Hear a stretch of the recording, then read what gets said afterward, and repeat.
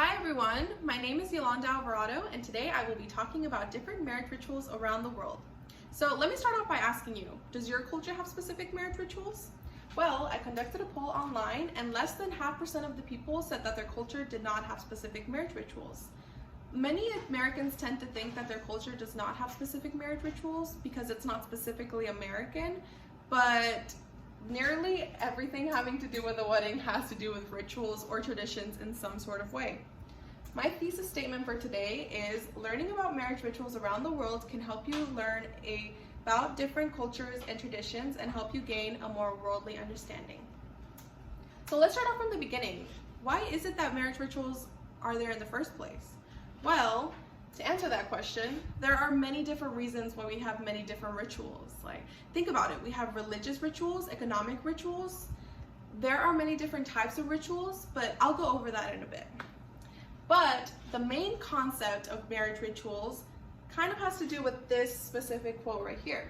If you follow these traditions, you will find eternal joy with your soulmate. That was everybody's concept of marriage rituals in the back in days, but nowadays, people tend to think marriage rituals are just a form of good luck for the couple. Here we have 6 different types of marriage rituals. We have premarital rituals, religious rituals, fertility rituals, protection rituals, economic rituals, and sacred unity rituals. To start off, we have the premarital and religious rituals. One culture that is a perfect example of these two rituals, the premarital and the religious, is the Hindu culture, because they tend to have, traditionally, they tend to have 6 different celebrations that they do before the actual wedding. So they have many different rituals that is specific to their religion. We have fertility and protection rituals. One of the most popular fertility rituals around the world is throwing rice on a freshly married bride and groom. Why? Because it's a sign of fertility. It represents rain, which rain represents fertility and growth. Okay, so here we have 5 different images that represent weddings, and you might think, why does that have to do with protection rituals?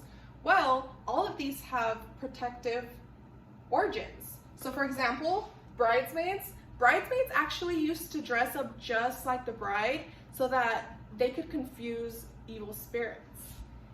Same thing with the bouquet.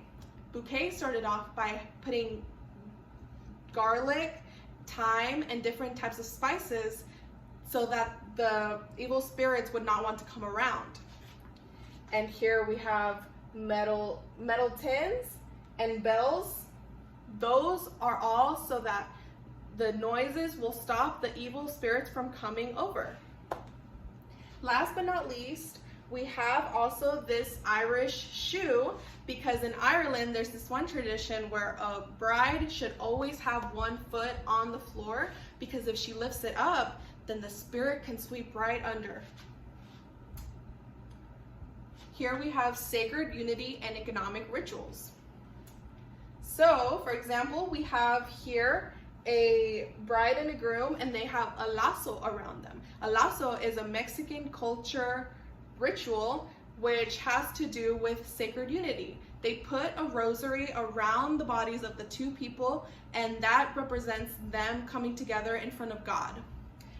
We also have this bride and groom sharing 2 candles and lighting it together.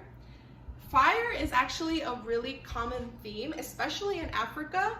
One thing that people in Africa like doing is the father of the bride and the father of the groom, they each light the fire stick, and then they give it to their offspring, and then the offspring lights it together, and then that represents the coming together of both families.